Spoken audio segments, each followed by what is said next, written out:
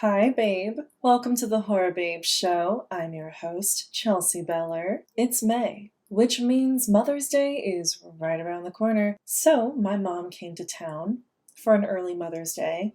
And what does every decent daughter do for her mother when she comes to visit? Take her to see a gory horror movie, of course.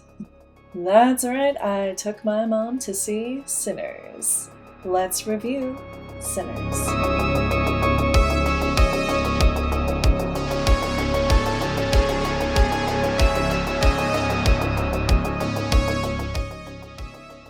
Before we get into that, here's a spooky reminder that you can support the show with a one-time donation to buymeacoffee.com. You can become a Patreon member and get exclusive and early access to your favorite horror hostess. And I have a merch shop. You can get a Horror Babe mug, a Horror Babe t-shirt, a Horror Babe sticker, something that says Horror Babe that claims who you are. All of these links live in the description below. Thanks, babe. There will be spoilers.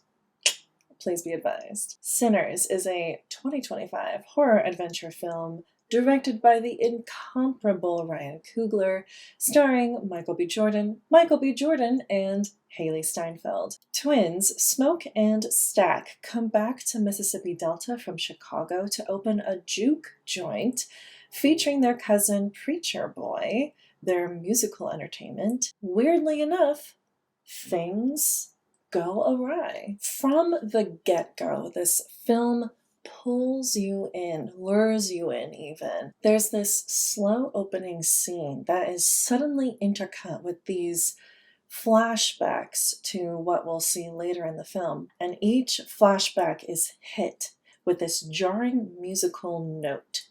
And that got me to sit up straight in my seat. I was like, whoa, okay, we're here. This wasn't a movie, it was a journey. It was a lesson in Black history, in American history, in music history, hell, even in Irish history. The music was so moving. It made me want to cry. It made me want to get up and dance.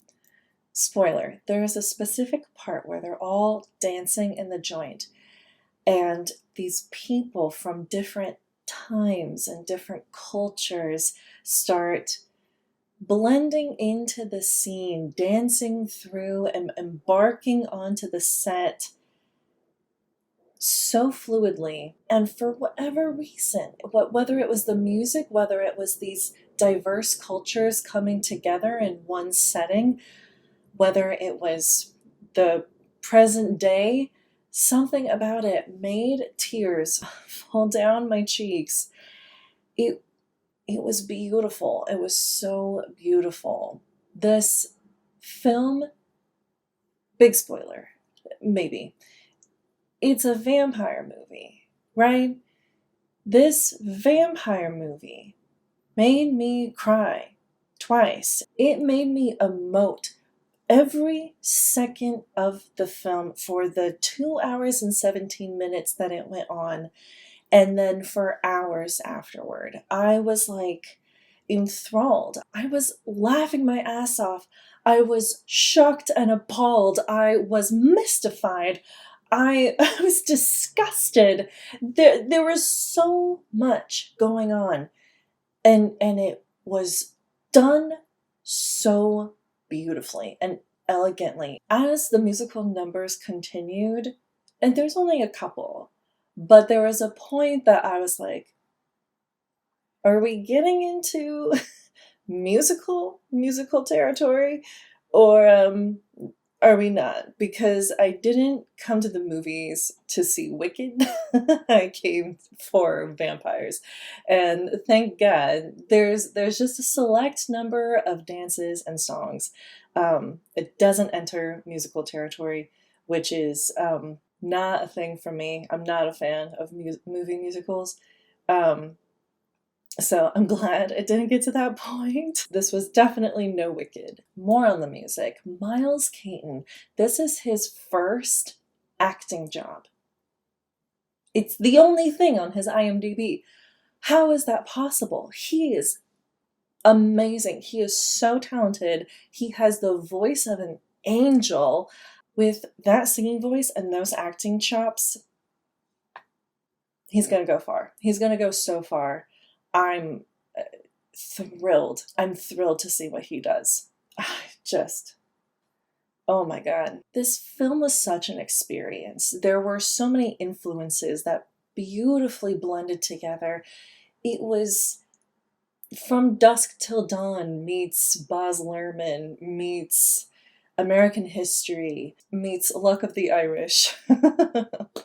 And of course I'm only saying that because I I saw Chelsea from Dead Meat say Ryan Coogler was a huge fan of Disney's Luck of the Irish, and that tickled me. That tickled me more than anything. I absolutely love that. I fucking love that because I was a 90s 2000s Disney kid and I loved that movie. Ryan Merriman, Henry Gibson, Timothy Omenson, like yes.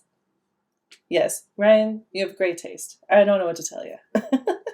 Now, to be completely honest and transparent with you, I'm not that much into boxing, but this made me want to watch Creed. I've never watched Creed. I'm sorry. Those movies just, I mean, it's one of those things. I'm sure that once you watch it, you're like, oh, this is a great movie. I just haven't brought myself to do that, but now I'm going to. Plus, everything Michael B. Jordan has ever been in, because my God, that man is so beautiful and so talented. And side note, does he age? Is he a vampire? He's too beautiful, and I think maybe someone should test that. Much like Wunmi Mosaku's character, I will build an altar to this man. Yes. Yes. He was destined to play this role. This was a fantastic role for him, both roles, because he was Smoke and Stack. He portrayed these twins so well. Like, you knew when it was Smoke and you knew when he was Stack. And I love that. I just love that. I love when actors can do that. Similar enough to know that they're brothers, but just different enough to be like, oh yeah, that one's this one because XYZ. Amazing. Amazing. There are many layers of commentary to this film. Ryan Coogler did an incredible job of this, of expressing these different commentaries and not making it so in your face, I guess. None of the commentary, in my opinion, was in your face about it. It wasn't like, hey, here's the message of the film. It was just a beautiful film, and also if you took something from it, great. If you were just like, hey, this was a really entertaining film, great.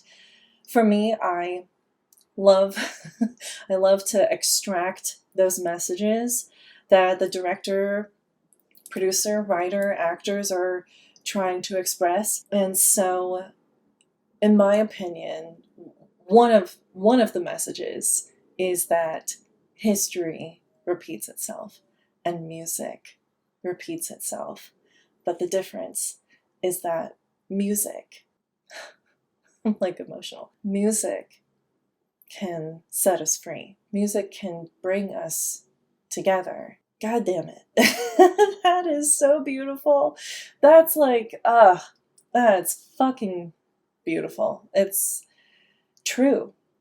I was crying in the theater watching this film, and I could hear other people sniffling, wiping away their tears in the theater, and were people from all different walks of life, like it was really something special. And like, I'm like emotional. I'm like emotional talking about it, but if a vampire movie if a vampire movie causes you to emote like this, causes you to have these deep cognitive thoughts and emotions, like, that's really saying something. I mean, god damn it. Ryan, what the hell? I was going into this like, oh, this is gonna be a horror vampire movie, and we're gonna see a lot of blood, and it's gonna get gross, it's gonna be fun, it's gonna be entertaining, but it was so much more than that. But the thing is, Dan Murrell said this very eloquently. This film is for everybody. It's for the people who just want entertainment. It's for the people who want a vampire movie. It's for the horror fans. It's for the thinkers. It's for everyone. So if you haven't yet, go watch it. Go experience it. Go on this journey. Let it move you. Let it make you emote. Let it sink its teeth into you. Literally. Well, that's it from me. Thank you for watching. Please don't forget to like, comment, follow, and subscribe. Follow me on Instagram and Letterboxd to see what I'm watching, what I'm rating. Bye, babe.